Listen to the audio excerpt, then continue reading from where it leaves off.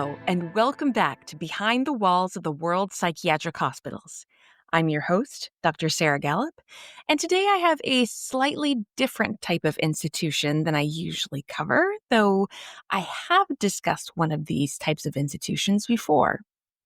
Today we'll be talking about a developmental center, which used to be called Institutions for the Feeble-Minded. And with that comes just a massive trigger warning for outdated and ableist language, strong overtones of discrimination, and abuse to children. So please be aware of that. It's important, I believe, for us to discuss these types of institutions, but if discussion about child abuse is particularly difficult for you, I invite you to skip these episodes and come back another time. I've been doing this show for 2.5 years now, and this one has what I consider to be the most triggering language. That said, it contains history that we all need to remember so that we don't repeat it. My primary source for this episode will be the annual reports from the Fernald School, as well as a Wikipedia article on the same subject. All sources will be listed at the end of the episode transcript. So for now, come on in, get comfortable as we go behind the walls of the Fernald State School. It's 1845, and James K. Polk is President of the United States. Manifest destiny was the belief of the land, that American settlers were destined to take over North America. And in the winter of 1845, folks in Massachusetts had noticed a problem growing in their state. There were entirely too many idiots running around. And I don't mean that pejoratively. I know we've discussed this before, but just for review at this time, certain terms were considered diagnostic. Idiot was a catch-all phrase to indicate someone who is cognitively low functioning. Around the turn of the 20th century, more terms came to be adopted into the nomenclature. An idiot, quote unquote, specified someone with the mental capacity of no more than 2 years old.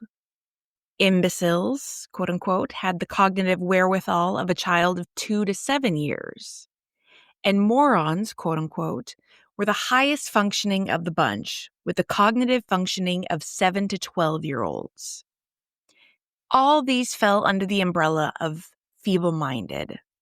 But in 1845, they stuck to the term idiot to encompass all levels of low functioning.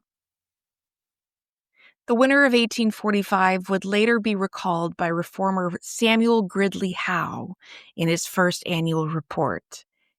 And again, I want to warn you about the dehumanizing language used here. Quote, in the winter of 1845 to 1846, several gentlemen became interested in the sad condition of such idiots in the state, and without any precise knowledge of what had been done for such persons elsewhere or what could be done, determined that a fair trial should be made of the capacity of this unhappy class for improvement. The state had most readily and generously seconded the efforts of humane men for the relief of the insane, the deaf mutes, and the blind, and made ample provision for their care and instruction. While, like a wise parent, she left all her other children to wholesome liberty, and strengthening self-control, she gathered these feeble ones under the wings of her motherly love and nursed and nurtured them with the most wretched and helpless of all, the idiots. But this was only because their case seemed hopeless. Their bodies were fed and clad. As for their minds, they seemed to have none. End quote. And I just have to stop there because the way he's writing about this group of children is just weird. He's saying that the state has provided for people with severe mental illness, for the blind, for the deaf, but there's this whole separate and forgotten group of children. And to be clear, the children he's referring to are those with what we'd call developmental disorders today. Autism, intellectual disability, ADHD, learning disorders, etc., etc. I always get irritated when people say, but autism and ADHD didn't exist back in my day. And yes, they did. In fact, Samuel Gridley Howe goes on to explain why people today think they didn't exist.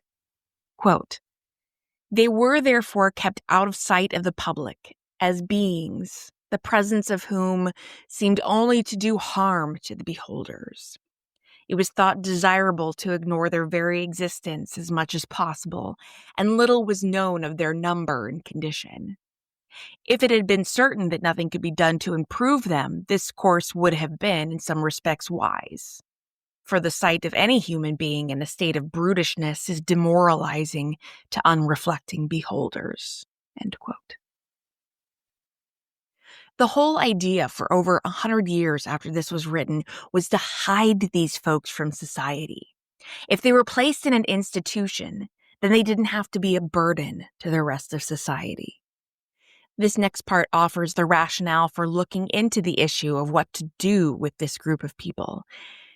And I'll be honest, this is the part that makes me the most angry, knowing what we know now about mental illness and developmental disorders. Quote, "The commissioners began by saying, 'We did not look upon idiocy as a thing which concerned only the 100 or 1,000 unfortunate creatures in this generation who are stunted or blighted by it. For even if means could be found of raising all the idiots now within our borders from their brutishness and alleviating their suffering, the work would have to be done over again because the next generation would be burdened with an equal number of them. Such means would only cut off the outward cancer and leave the vicious sources of it in the system. We regarded idiocy as a diseased excrescence of society, as an outward sign of an inward malady. It was hard to believe it to be in the order of providence that the earth should always be cumbered with so many creatures in the human shape, but without the light of human reason. It seemed impious to attribute to the Creator any such glaring imperfection in his handiwork. It appeared to us certain that the existence of so many idiots in every generation must be the consequence of some violation of the natural laws, that where there was so much suffering, there must have been sin. We resolved, therefore, to seek for the sources of the evil, as well as to gauge the depth and extent of the misery. It was to be expected that the search would oblige us to witness painful scenes, not only of misfortunes and sufferings, but of deformities and infirmities, the consequences of ignorance, vice, and depravity." End quote. That's about as much as I was able to stomach of that section. He goes on to say that these creatures, human beings, were originally created in the image of God, but something went wrong along the way, and now they weren't. And it's this type of language, saying that a person's mental state was caused by some sort of sin that infiltrated the culture. And when you see someone's physical or mental illness as a moral flaw, you're going to look for what that person or their parents did wrong to deserve the punishment. And that's exactly what they did. The commissioners even contemplated that, quote, "It would be pleasanter simply to recommend such measures as would tend to remove the present evils and prevent their recurrence. But this may not be." End quote. Well, at least they stopped themselves at that point. They did believe that they found the cause to be flaws with the parents of the idiotic children, that it was because of their moral deficits that their children were the way they were.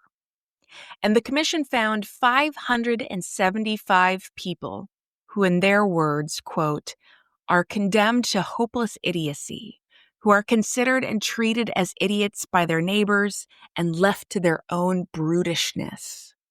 They are also idiotic in a legal sense. That is, they are regarded as incapable of entering into contracts and are irresponsible for their actions, although some of them would not be considered as idiots according to the definition of idiocy by medical writers, end quote.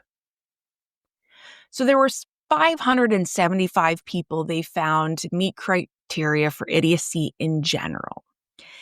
They note that there were some that had all their faculties in childhood, but they diminished along the way, not by insanity, but for unknown reasons.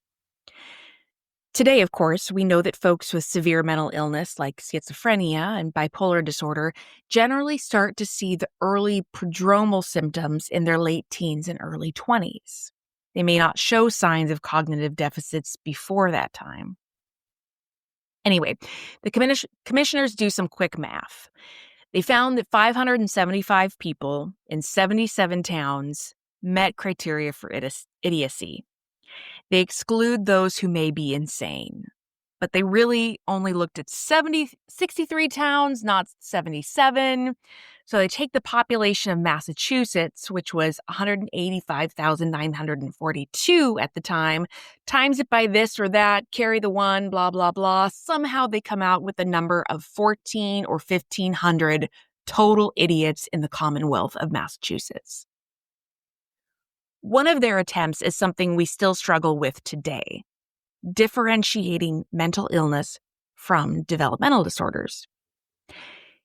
Today, if we have adequate records from childhood and parental collateral, this becomes easier. But often we don't have records or family we can talk to. So when we see a patient who seems to have signs of schizophrenia, but may also have evidence of a developmental disorder like autism, diagnosis can be tricky. For instance, if they're making odd gestures or lack, quote, normal facial expressions, is that because of disorganization and flat affect, like we'd say in schizophrenia? Or is it because of problems with social cues, like in autism? It can be nearly impossible to parse them out today, let alone in the 1840s. Anyway, of the 575 people they determined 420 to be, quote, true idiots. Of those 420, 187 were under the age of 25. Here's how they broke down how those folks could be managed. Quote, of these 187, 174 seem capable of improvement. They present proper cases for attempts at instruction and the formation of regular, industrious, and cleanly habits. Only 13 seem incapable of improvement. Of those over 25 years of age, there are 73 who seem capable of little or no improvement in mental condition.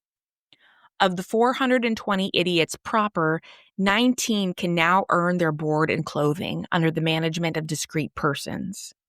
141 do earn their board when properly managed. 110 can do trifling work if carefully watched and directed.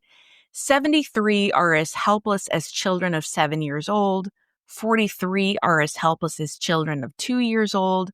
And 33 are as utterly helpless as infants, end quote. So here you could see the early beginnings of the age benchmarks that would later be used in defining feeble-mindedness. 73 would be considered imbeciles, 43 would be considered idiots, and 33 would be whatever is lower than idiots.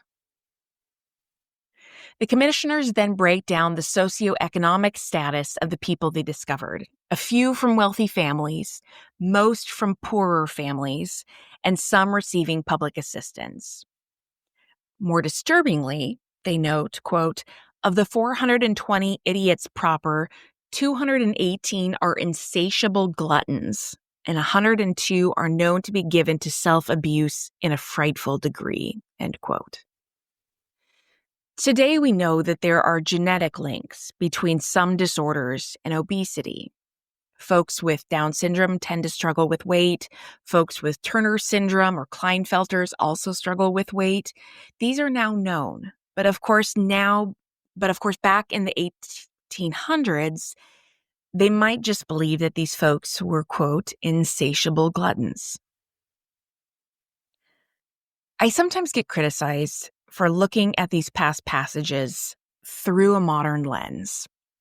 I try to contextualize passages into the historical and cultural context in which they came, but there are some ideas that are so egregious that I can't help not excusing them. This passage is one of those examples. You could argue that that's just how they saw people back in the day, but I would argue that this type of language was never correct and never should have been used. Quote, "They are all sorts of grades in idiocy, from the mere simpleton who has speech and some intelligence, though not quite enough to take entire care of himself or his own affairs, down to the speechless and driveling idiot who has no thought, no affection, and no care about anything.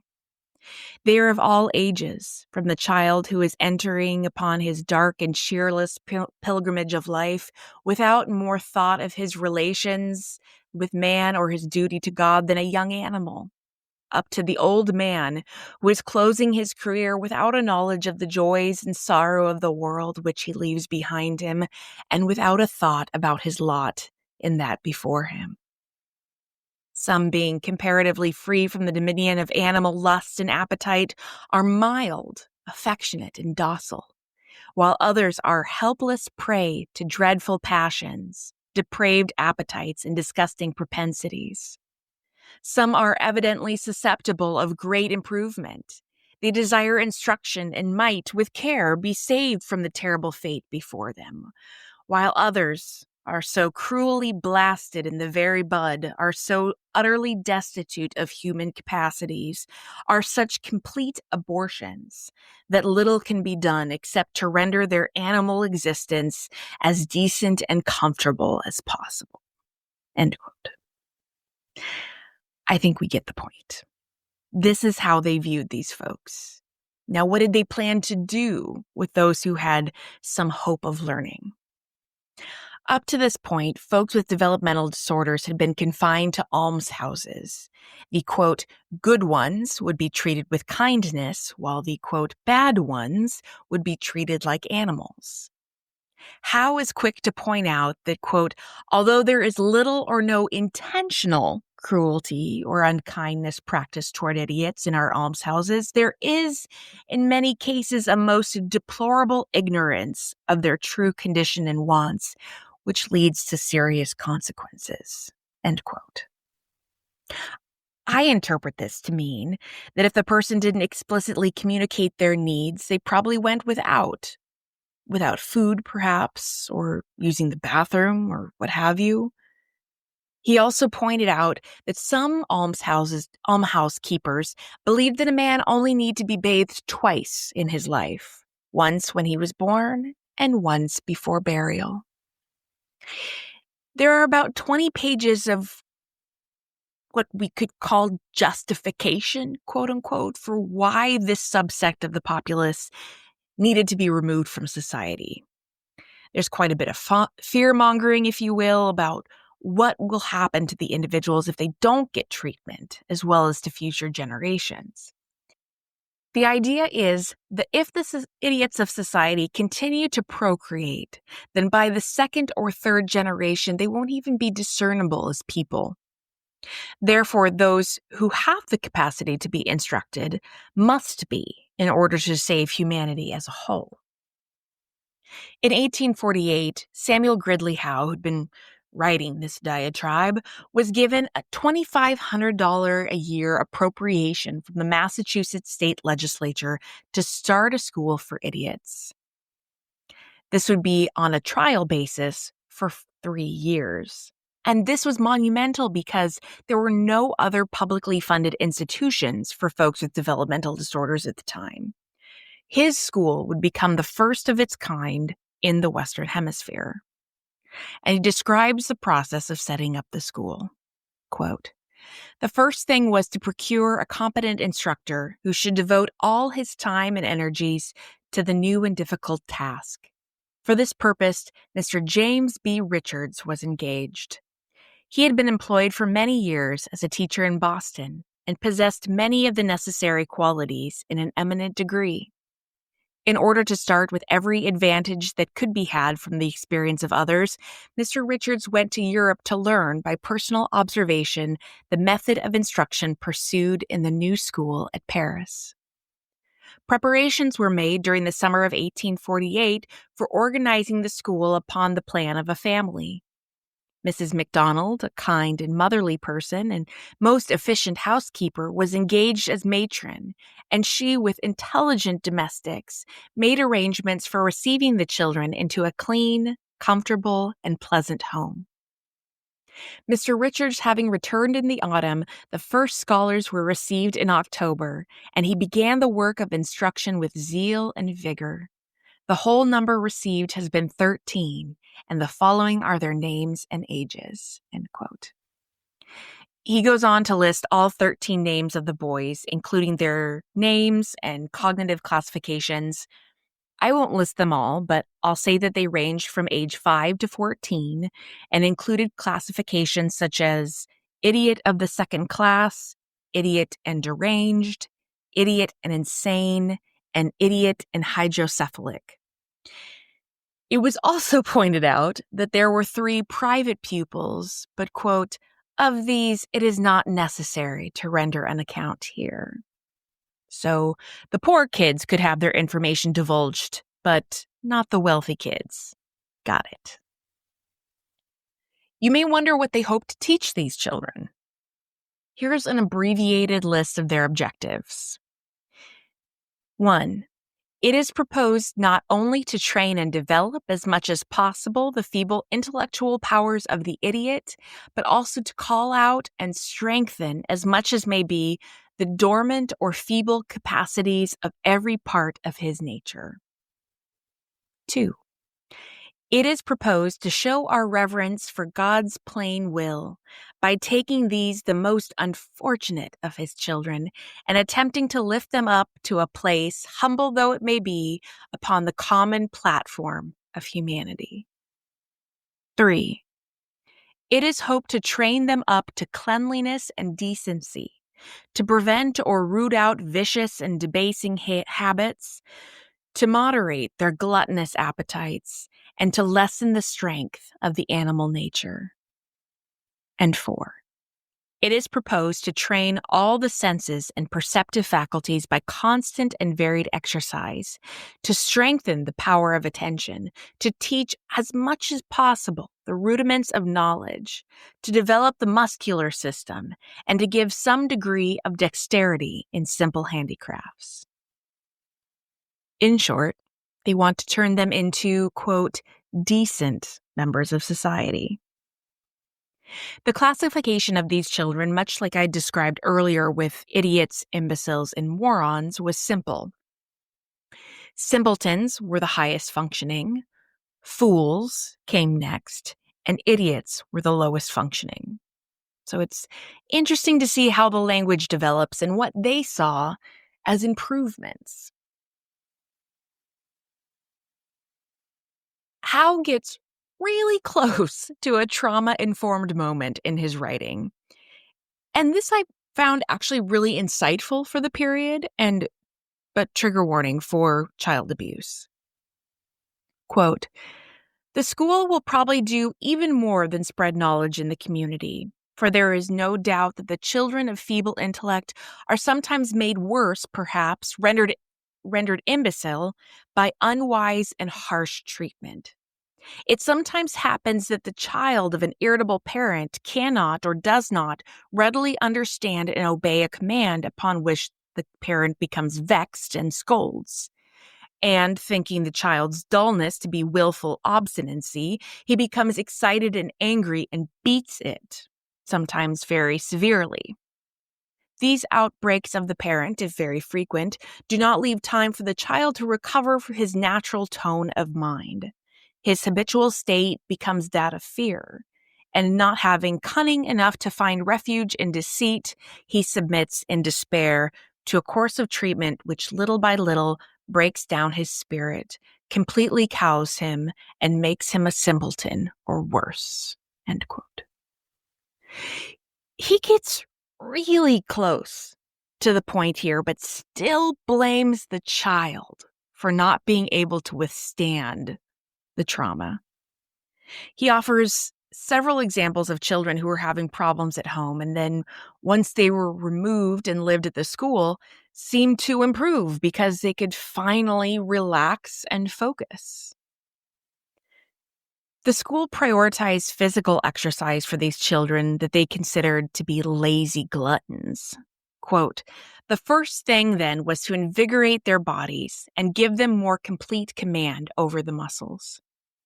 This has been done by diet, by bathing, by walking and running in the open air, and by various gymnastic exercises such as standing erect, raising first one foot, then the other, one arm and then the other, by marching, by climbing on ladders, by swinging dumbbells, by holding out objects at arm's length, by tossing and catching balls, and by various movements of the body and limbs at the word of command." End quote. The advantage of these physical exercises, Howe argued, was that they invigorated general health, induced sound sleep, promoted mental vigor, and improved attention. And for once, I actually agree with this.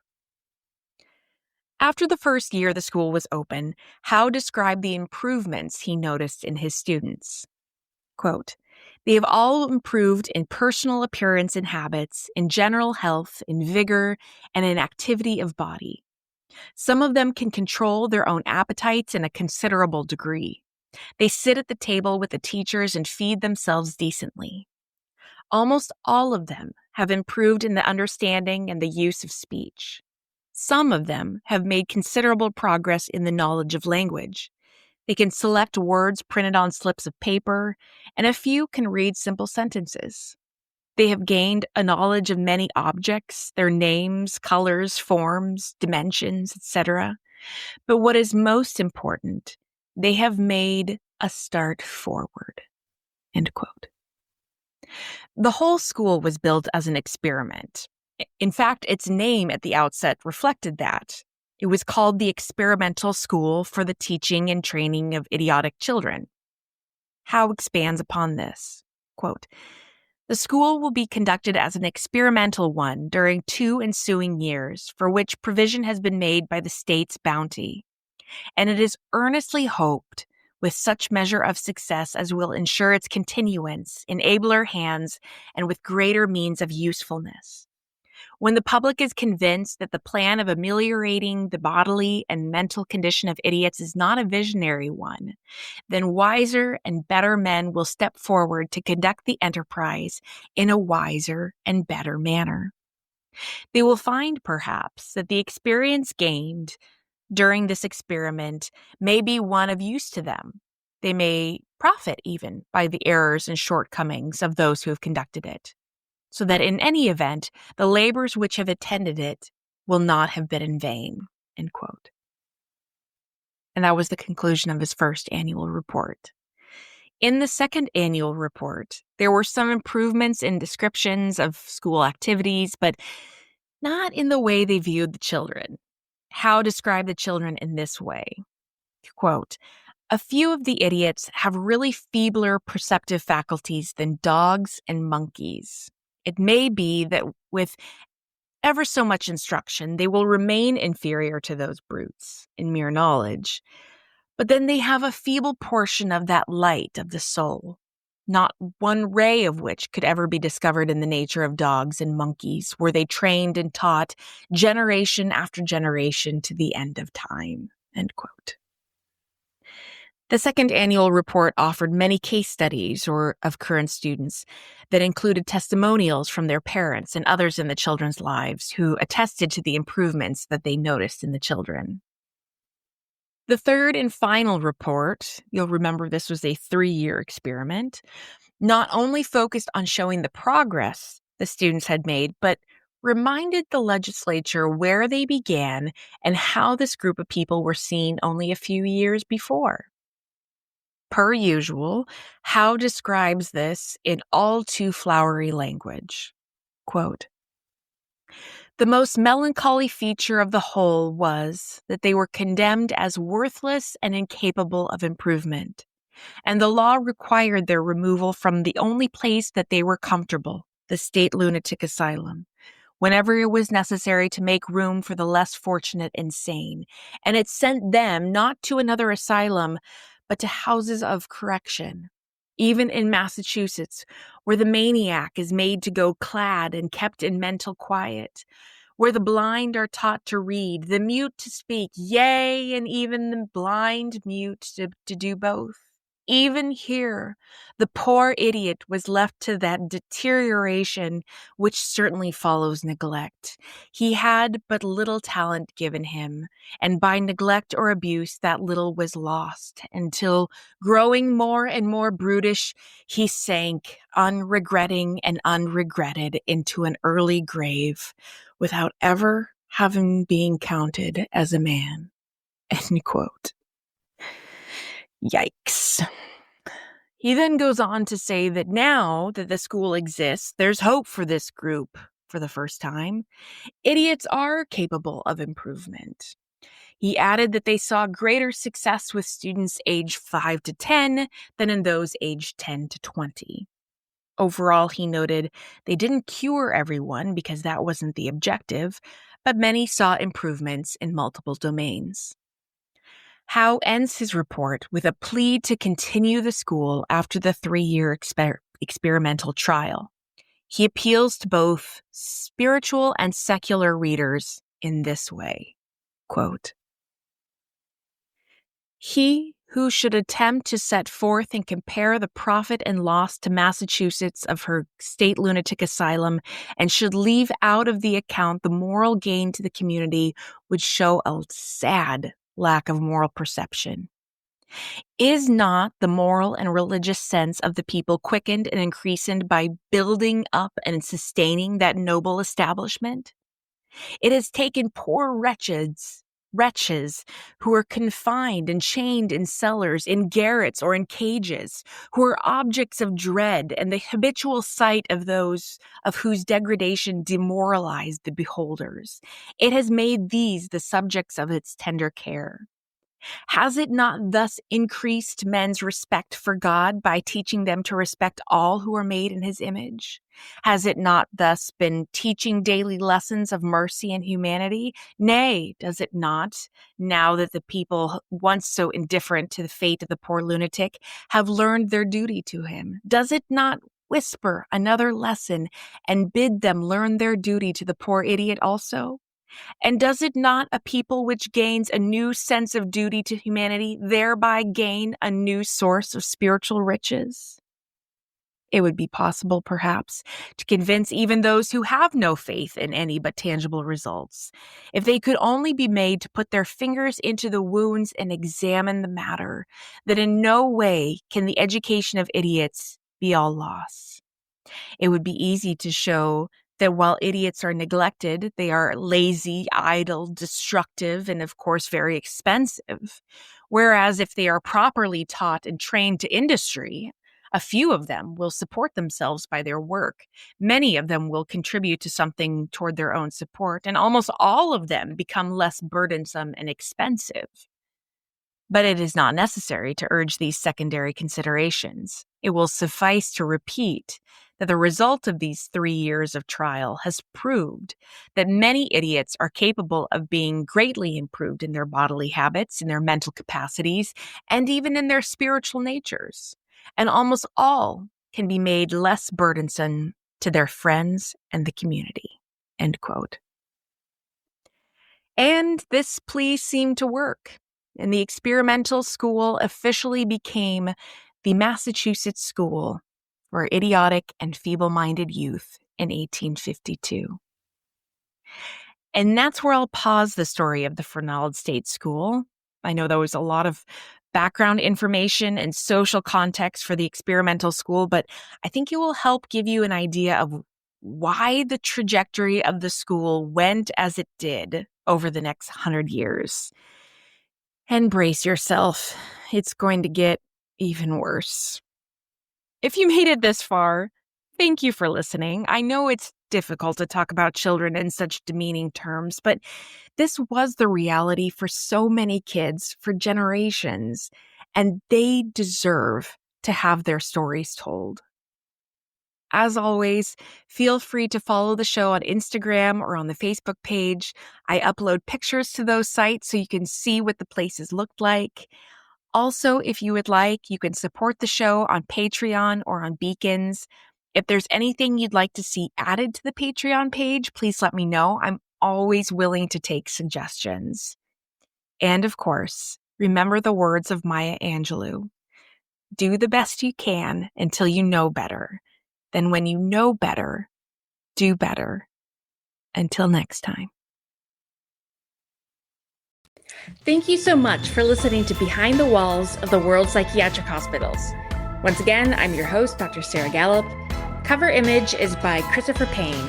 Check out my website at behindthewallspodcast.buzzsprout.com. Follow the podcast and learn more on Facebook at Behind the Walls Podcast and Instagram at Behind the Walls Pod. For questions or recommendations, email me at behindthewallspodcast@gmail.com. You can find new episodes every Monday on Amazon Podcasts, Spotify, Stitcher, or wherever you're listening right now. If you like the show, please rate, review, and subscribe on Apple Podcasts. It helps other people find and listen to the show, and I would be so grateful. Please stay tuned for more episodes of Behind the Walls of the World's Psychiatric Hospitals. Until next time.